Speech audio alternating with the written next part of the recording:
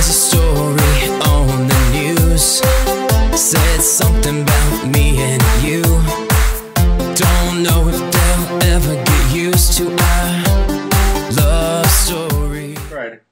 Well, thank you guys for doing one of my love stories. I appreciate it. Absolutely. Thanks for having us. My pleasure. Introduce yourselves to everyone. I'm JJ Kuziak Bryce. This is my husband, Dennis. Hi. Hi, guys. And where are you in the world right now? We are in Moon Township, Pennsylvania, just outside of Pittsburgh. Wow. You're the second person I've talked to today from outside of Pittsburgh, and I've never been to Pittsburgh. I need to get there. Yes, You absolutely. do. It's a nice town. Beautiful city. So how long have you guys been together? We've been together since 1991, and we just got married in 2009. We went to Whitehorse in the Yukon Territory in Canada, and we rented a museum, and that's what we got married in. Oh, wow. Tell me more. What kind of museum was it? It was a Whitehorse Museum. It was in the Yukon, like I said, in Canada. That's in Western Canada, right next to Alaska. Well, congratulations. The McBride Museum. So, tell me this. In the last, 22 years you guys have been together. That's about right. Yeah. Right. Have you seen a positive effect that your relationship and being open and being together has had on any of your family or your friends or coworkers? Have you changed people in a positive way? I think we have. I know my brother is very supportive. In fact, he told me I had been in a marriage with a woman right before I met Denny. And we were going through a divorce, and my brother was talking to me, and we had a few drinks, and I got loosened up, and he started talking about gay people, and he says, I know you're gay, too. And I said, I was going to deny it, and I thought, something just told me, no, this is where we have to put our cards on the table, and this is where my life starts. Oh. My dad, who is he was like the straight person that I never thought I could say anything to. And he just, when my brother told him first, because I was terrified. And I know anybody that's going through this, it's okay to be scared. Everybody is. But my brother told my dad, and then I told my dad. And he said, yeah, I know, Ron told me.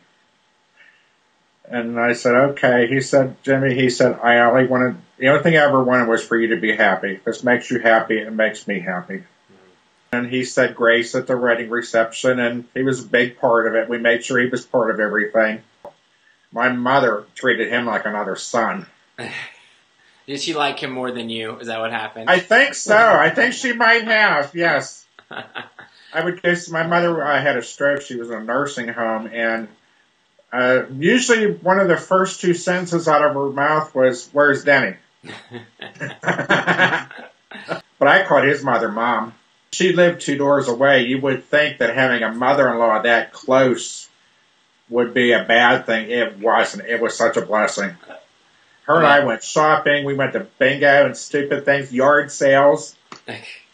I think that sometimes with women, and talking to a lot of gay couples, I think that some of these moms secretly enjoy not having another woman to compete with. Not having a woman. Maybe.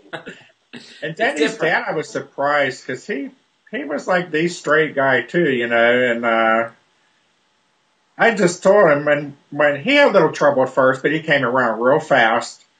And I said, if you ever have anything you want to talk about or whatever, you can ask me. I'll answer you honestly, And he said, just out of the blue one day, we were riding down the hill to go to the store or something. He said, I just want to ask you something. He said, do you mean to tell me you can't get the same satisfaction with a woman than you can with a man? Because you've been with a woman. You were married to a woman. And I said, I can perform. I said, I just prefer men. And he said, oh, okay. I remember my grandfather played professional football, and he was my dad passed away when I had just turned 18. Oh, and wow. So his dad just a few years ago. Just 14 or 15 years ago. And so I came out to my grandfather, and I was so nervous because same thing. He played pro football. He had 5 kids. He was Italian. And I wrote a letter. That's how I came out. And I remember sweating like for days, like, when are you getting the letter? And he called me and he said, I have waited your whole life for you to tell me this, and I am so happy for you, and I'm proud of you for being who you are. And of all the people in my family, he was one of the absolute, no questions asked, biggest supporter. And it's so funny how we fear these people because they seem so straight, and we don't think to ourselves that that doesn't make a difference, Exactly. So how was the process for you? Was it about the same? Did you have any? I had to pick my mom up from work one night, and I just told her, I just said, hey, Jim was moving in with me, and we were going to become a couple, and she was kind of shocked, but I mean, it didn't surprise her any. Yeah. Yeah, our moms know. They know. I thought this would be a good thing to do to try to help the younger people understand that you're not by yourself. There's nothing wrong with you. You are worthy of love. And give yourself a chance to love yourself before you love anybody else. That's right. Well, you guys, I really appreciate you sharing your love story. I love that you're doing this. This is so awesome. Well, I couldn't do it without you guys, so it's a big team effort, as is everything. And I appreciate it. You guys take care. You too. Thanks so much. Peace out. Bye-bye. It's our love story, no doubt.